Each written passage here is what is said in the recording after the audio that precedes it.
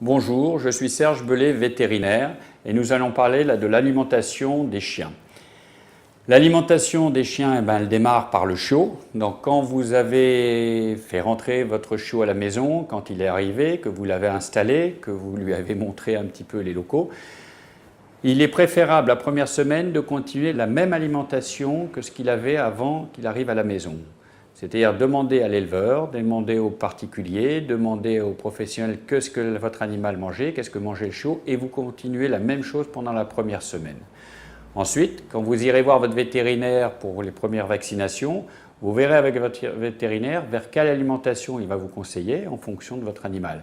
Il est évident qu'un chiot devra prendre pendant les premiers mois une alimentation destinée à sa croissance, que quand un animal va passer au stade adulte, il aura une alimentation réservée à l'adulte, et après une alimentation réservée à l'adulte en fonction de son activité, ça va être une alimentation qui va être plus ou moins riche s'il sort, s'il court, si c'est un animal tonique, ou alors si c'est un animal qui reste à la maison.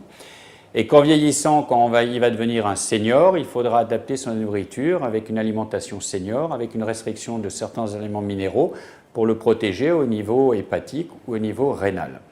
Dans l'alimentation, il existe une alimentation ménagère, c'est-à-dire que beaucoup de gens peuvent continuer à faire une alimentation ménagère, c'est-à-dire de la viande, des légumes et du riz. Il y a encore beaucoup de gens qui aiment préparer l'alimentation pour son animal, pour son chiot ou pour son chien.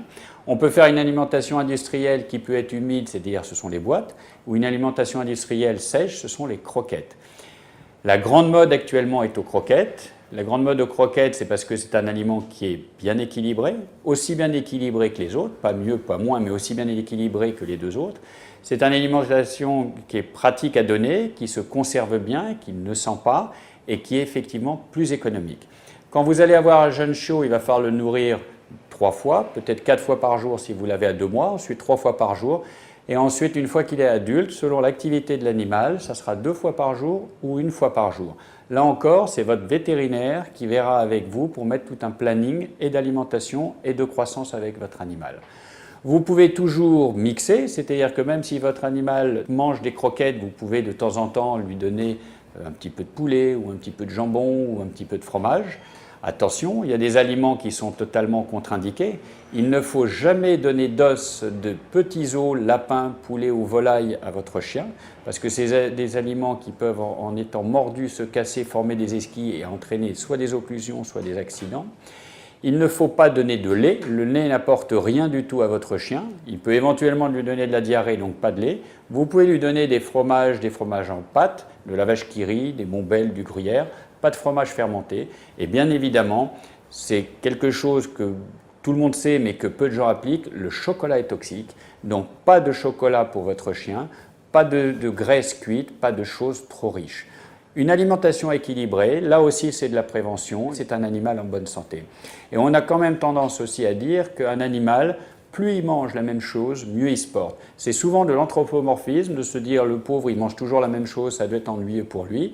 Non, l'animal ne mâche pas, il avale directement, il n'a pas de mastication, il avale directement et c'est au niveau de son estomac que se fait la mastication.